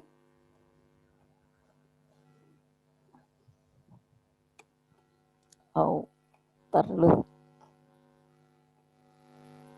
Silahkan kalau ada pertanyaan ya. Jadi saya ingatkan untuk kemudian untuk tugas proyeknya ya, kan tidak mungkin untuk presentasi per kelompok semua kelompok gitu ya, mungkin mewakili aja dari beberapa kelompok ya. Harapannya Ibu sebenarnya bisa presentasi semuanya. Jadi nanti Anda bisa buatkan video ya, video presentasi ya. Jadi selain laporan, karena laporan itu untuk melatih Anda untuk membuat laporan PKL maupun tugas akhir dan seperti itu, tetap laporannya, cuman bedanya laporannya tidak pakai pinjaman pustaka ya. Jadi cukup di dalam laporan tuh Anda bisa pakai bab boleh gitu ya. Jadi misalkan Anda pakai bab, ada bab satunya misalkan ada latar belakang ya, ada identifikasi masalah, kemudian ada rumusan masalah, ada tujuannya. Mungkin Anda batasin juga kalau misalkan masalahnya kompleks seperti itu. Kemudian ada analisis di situ, jadi misalkan analisis bab 2 khusus misalnya seperti itu. Analisis Anda bisa ceritakan analisis dari sistem yang ada sekarang dan juga analisis daripada kebutuhan sistemnya, atau sistem informasi yang akan dibangun. Jadi analisis dari sistem yang sudah ada seperti apa, atau itu tentunya berdasarkan dari Anda dapatkan masalah itu kan dari hasil analisis dari sistem yang sudah ada. Ya, jadi sistem yang sudah ada dan sistem yang akan Anda kembangkan, di situ di analisisnya. Nah, di analisis sistem yang akan Anda kembangkan tentunya di situ Anda buatkan deskripsinya seperti di dalam model contoh misalnya di tugas kedua itu ya, tugas mandiri 2 itu misalkan Anda buatkan seperti itu, Anda tambahkan Anda tambahkan mappingnya di situ, kemudian Anda buatin konteksnya di sana juga enggak apa-apa ya. Kemudian Anda buatin hierarkinya di analisis di situ juga enggak apa-apa. Atau Anda gabung jadikan satu nanti di desain. Nah, dalam desain tentunya di situ ada 4 desain, yaitu desain data ya. Desain data itu dari entity research diagram, kemudian tentunya ada gambarannya ya, ada ceritanya, jangan cuma gambar-gambar aja ya, ada bla bla blanya ada ya. Jadi Model data terdiri dari entity trace diagram, kemudian struktur tabelnya. Nah, kemudian untuk model proses atau desain proses Anda bisa menggunakan data flow diagram, ya. Harapan Ibu sih Anda bisa menggunakan data flow diagram sehingga Anda paham gitu ya. Kalau nanti disuruh pakai data flow diagram Anda tahu, disuruh pakai object oriented Anda tahu. Ya, kalau object oriented kan di analisis desain itu object oriented yang dipakai. Mungkin web Anda desainnya pakai object oriented. Bu, kalau boleh menggunakan object oriented silahkan aja, enggak apa-apa. Tapi Anda harus pahamin juga suatu saat Anda diminta untuk membuat data flow diagram, misalkan Anda bekerja, ya Anda tahu, ya tetap Anda tahu seperti itu ya. Jadi untuk desain proses silahkan. Cuman kalau desain proses Anda menggunakan data flow diagram, tadi seperti setiap prosesnya Anda detailkan seperti tadi. Kemudian kalau menggunakan objek oriented tentunya di situ minimal ada use case, ya ada class diagram, ada activity diagram, ada sequence diagram. Ya. Jadi sequence diagram, activity diagram, use case sama class diagram. Itu kalau Anda menggunakan objek oriented, Ibu minta 4 diagram itu harus terpenuhi. Ya. Nah, Anda tinggal pilih aja mana, silahkan ya, Ibu memberikan kebebasan ya, hingga Anda bagaimana sebenarnya memecahkan suatu permasalahan yang terjadi. Nah, kemudian desain interface. Ya, desain interface Anda juga sudah mendapatkan teorinya atau konsepnya di IMK ya, interaksi manusia komputer. Jadi di dalam desain interface ini lebih lengkap lagi ya. Jadi desain interface-nya interface Anda tahu ya, bahwa di situ ada input dan output ya, karena ini sudah ada datanya, ada prosesnya, jadi harus jelas ya. Misalkan di situ ada interface ya, ada untuk entry data. Misalkan Anda harus buat entry datanya bentuknya seperti apa? Apakah dalam bentuk formulir atau dalam bentuk yang lainnya. Jadi silahkan Anda buatkan juga ya bentuk formulirnya. Kemudian outputnya dalam bentuk apa? Outputnya adalah misalkan menggunakan diagram ya, berarti diagramnya seperti apa diagramnya. Kalau misalkan dalam bentuk tabel, ya tabelnya seperti apa tabelnya. Ya, jadi semua harus sesuai. Ya. Di situ ya untuk desain interface. Kemudian desain prosedur ya oke lah, desain prosedur mungkin opsional aja ya. Tapi kalau ada silahkan, karena desain prosedur itu menggambarkan bagaimana cara penggunaan dan dokumen yang ada dalam perangkat lunak yang Anda kembangkan di situ. Ya, bentuk-bentuknya seperti apa itu bisa digambarkan di prosedur, tapi opsional kan di interface mungkin sudah kelihatan bentuk dokumennya ya di sana. Nah, kemudian Anda mau menambahkan lagi misalkan ya. Anda mau menambahkan yang hasil implementasi. Ya, implementasinya kan karena ada kebetulan ada ProWeb ya. Ada ProWeb di sana. Sehingga Anda bisa menambahkan ya di bab lagi, satu bab lagi yaitu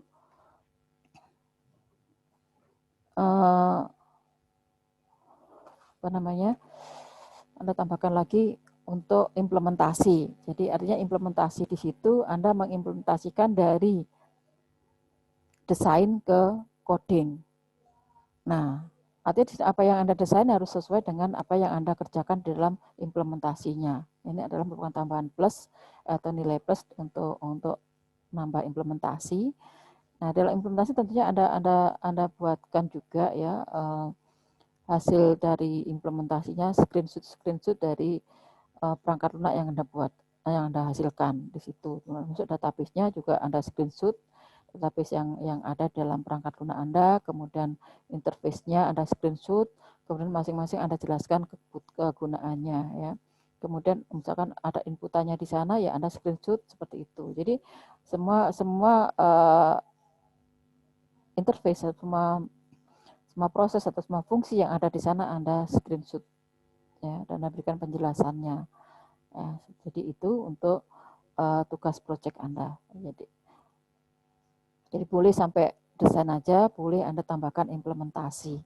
Ya, kalau siapa tahu Anda langsung sekali dayung 230 terlampaui, ya Anda sudah dapat mata kuliah tugas di analisa desain orientasi objek, Anda dapat tugas di ProWeb, kemudian ada tugas di RPL ya. Jadi tiga-tiganya sebenarnya bisa menyatu satu kasus dengan bentuk laporan yang berbeda. Ya, oke. Ada pertanyaan dari sini? Ibu mengingatkan aja tugas proyek udah mulai dikerjakan ya. Yang belum punya kelompok segera membuat kelompok ya, seperti itu. Dan bisa nanti kelompok-kelompoknya bisa dilaporkan ke Ibu sehingga nanti rencananya akan Ibu buatin kelompok. Ini nanti kelompok 1 siapa saja yang di sana, kelompok 2 sana, jadi cukup 1 yang submit tapi nama-namanya kelompok sudah ada di sana. Bisa dikirim ke Ibu ya nama-nama kelompoknya. Silakan kalau ada pertanyaan. Izin bertanya, Bu. Untuk diagram-diagram yang berorientasi objek tadi itu apa saja ya, Bu? Kalau Anda menggunakan untuk desain prosesnya nanti dengan menggunakan objek oriented, jadi ada kelas diagram minimal ya, ada kelas diagram, ada use case diagram, ada activity diagram, dan ada sequential diagram. Baik, Bu. Terima kasih. Tapi kalau Anda menggunakan yang terstruktur, Anda cukup menggunakan data flow diagram untuk mendesain prosesnya. Ya, beda ya. Jadi silahkan. Jadi kalau object oriented dengan terstruktur, jadi kalau yang terstruktur kan ke arah fungsi ya, fungsi-fungsi dari perangkat lunak yang akan dikerjakan atau yang dibangun. Karena semua sudah kelihatan di sana untuk tabelnya apa saja yang tersedia, data yang mengalir apa saja, kemudian sumber dan tujuan daripada informasi sudah kelihatan juga di dalam data flow diagram itu. Oke, silakan kalau ada pertanyaan. Izin bertanya lagi, Bu. Apakah tidak boleh kita gabungkan data flow diagram itu dengan objek oriented itu di laporan kita, Bu? Silakan, Anda gabung juga tidak apa-apa. Ya, jadi untuk menggambarkan model itu tidak hanya satu ya, bisa untuk memperjelas ya, itu biasanya juga bisa tambahkan lebih dari satu model. Ya, itu tujuannya apa? Untuk memperjelas ya dari perangkat lunak yang dibangun. Ya, karena orang kan membaca itu mana kalau tidak jelas satu bisa melihat dengan model yang lainnya seperti itu. Silahkan boleh ya. Kalau Anda mau gambar dua-duanya data flow diagram boleh ditambahkan lagi dengan yang objek oriented, silahkan ya, untuk memperjelas lagi itu ya, silahkan ya. Jadi baik, Anda bisa menggunakan isi case gitu ya, kalau mau membuat rancangan atau menggunakan, silakan mungkin kalau Anda dapatkan ya, Anda menjelajah kemudian Anda dapatkan tool yang bisa digunakan untuk menggambar data flow diagram, entity diagram atau menggambar yang lainnya selain Visio ya. Selain Visio ada tool yang lainnya, Anda bisa kasih ke Ibu ya, Ibu tidak menolak ya. Ya, jadi dengan senang hati kalau Anda bisa memberikan tool-tool yang ada. Silahkan barangkali kalau ini Ibu akan buka namanya untuk nama-nama anggota kelompok bisa lewat WhatsApp aja ya. Jadi Anda bisa lewat WhatsApp grup aja. Lewat WhatsApp grup aja. Ya. Silahkan Anda pakai WA aja. Ya, jadi kumpulkan kelompok 1.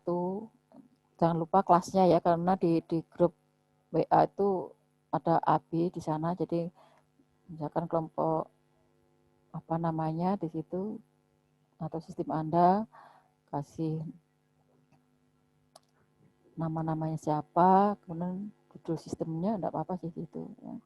Karena kalau 1 2 3 bingung nanti juga karena belum ada 1 2 3-nya. Judulnya apa ya? Judul dari tugas proyek Anda apa, nama kelompoknya, kemudian kelasnya ya. Anda ketik aja, masukkan ke dalam ini ya, di teksnya digabung jadi satu ya, misalkan dalam bentuk Word gitu ya, di situ Anda kirim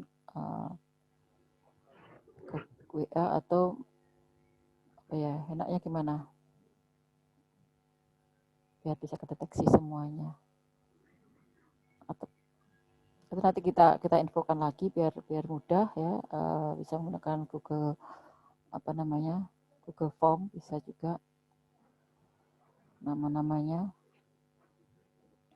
Oke, ada lagi yang mau ditanyakan? Silahkan. Kalau data Ibu mau buka daftar hadir.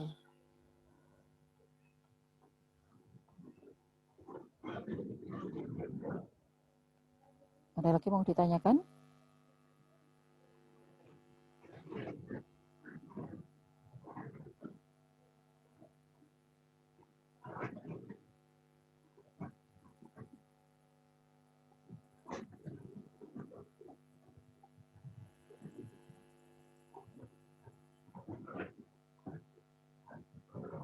Ada? Oke, kalau tidak ada, saya coba untuk daftar hadirnya ya.